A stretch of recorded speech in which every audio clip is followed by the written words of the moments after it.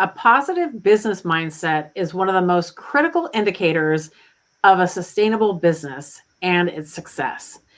But it's not easy to achieve or maintain. Why is that? We're going to share with you the most common business mindset pitfalls we see when working with our clients. And you'll want to stick around for pitfall number 3. Hi, I'm Deidre Harder, a CPA and business strategy coach, and this is my partner, Carmen Reed Gilkison, a certified whole person coach. We started our business, Encore Empire, to help women in midlife build a profitable online business in a way that leverages their life experience and honors their values to provide the financial and time freedom they have worked so long and so hard to attain. Now, today, we're going to cover the following 3 pitfalls. Pitfall number 1, comparisonitis. Pitfall number 2, not understanding your role. And pitfall number 3, projecting personal struggles onto your business. That's right. So let's start with pitfall number 1, comparisonitis. So human beings have fragile egos. There, I said it. We tend to look at what others are doing as a way to gauge our success. But doing this is guaranteed to make you miserable. It erodes confidence, it erodes clarity, and it distracts from your mission, all of which lead to a negative business mindset, the exact opposite of what you need. So how do you avoid this pitfall? You focus on your why, your values, and your mission to the exclusion of what anyone else is doing. So researching your competition is valuable to identify gaps in your market, and that's where it stops. We're a big proponent of doing market research, researching competition, but just to find out what's their approach to it and how am I different. You want to be able to set yourself apart, right? So what you want to ask yourself is, what's your unique perspective? Why are you doing what you're doing? And what's your mission? Excuse me, what's your mission? And you want to know and keep these things in focus. If you focus on those things, comparisonitis will fall by the wayside.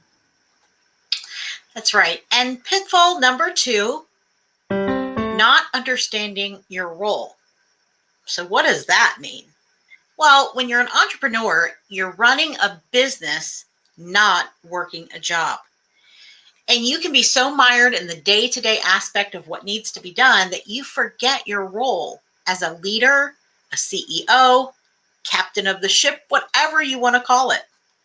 When you're a solopreneur, you may very well need to be most of what needs to be done in the beginning. Like, you're doing it, right? You're doing all the things, you're wearing all the hats. But to be able to scale, you're going to need to have help in the form of contractors, VAs, outside service providers, etc. So that way you can focus on your expertise. We get stuck, especially those of us I've had a career in the past, I've had jobs in the past, and making that transition over into this leadership CEO role, like, we are trained to be worker bees, right? We are doing the work, and the work has to get done, and you are the person that's going to have to do it. But you have to be able to switch your mindset and get this business mindset of, I'm also in charge of this. And not only do I need to take care of what needs to be taken care of today, but I need to be able to pace myself for the future. I need to see down the road, and what am I going to need a year from now, and begin building that in today. And the reality is, the buck for your business success stops with you. And having a positive business mindset means that you take full ownership of the success of your business or the failure of something that's not going right in your business. And if you're not achieving your goals regarding your revenue and your profits, then the chances are you need to get some sort of help. And that can be in the form of maybe it's a skill that you're lacking. Maybe it's a strategy that you're missing. And it's an informational gap, because if you're previous vocation or experience was not in sales and marketing, guess what? You're not going to be very good at it. It's not something that's innate or natural or that you're born with. It's a skill to be learned. And that's where we see a lot of entrepreneurs get into trouble, because you're an expert at what you do, right? You do an excellent job. Your customers, when you finally can get in front of them, love what you're doing and helping them with. They love the products you're creating, whatever your business is. But the problem is that, and that it's a problem and it's a blessing at the same time. That's your genius zone, and that's where you need to stay.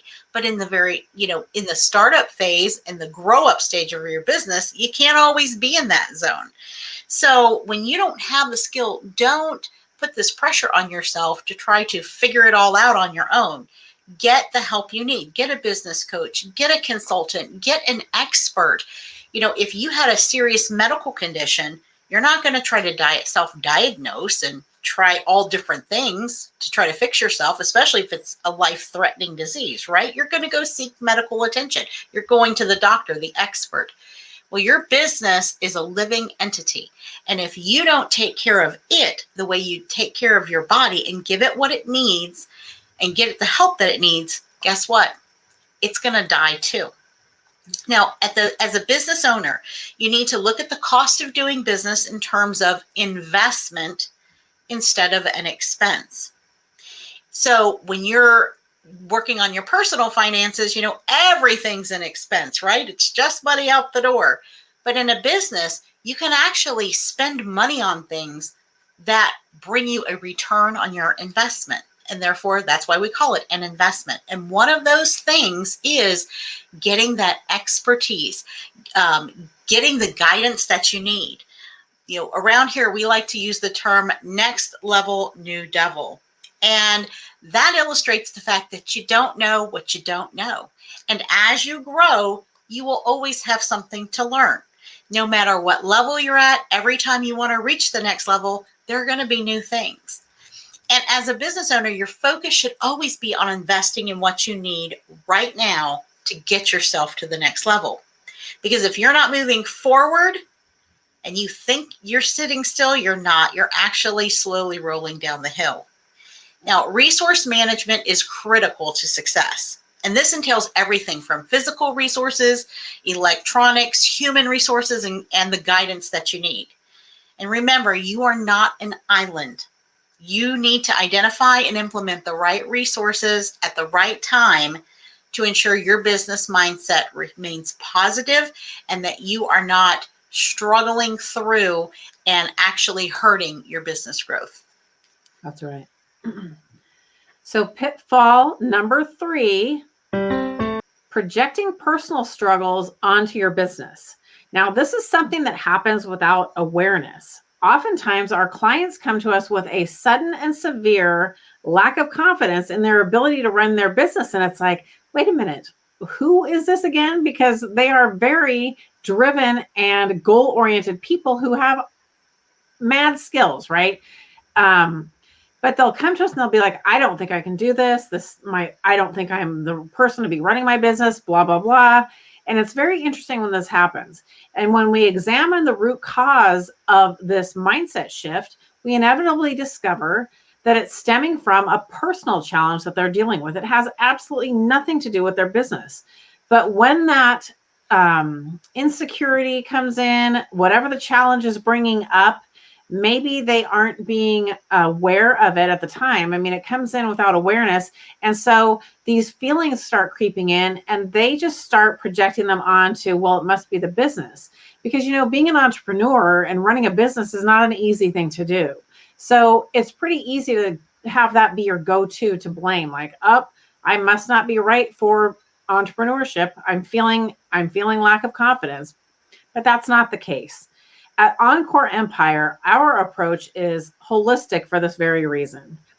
How many business owners are feeling doubtful in their abilities without realizing their doubt has nothing to do with their potential? Far too many, we're afraid.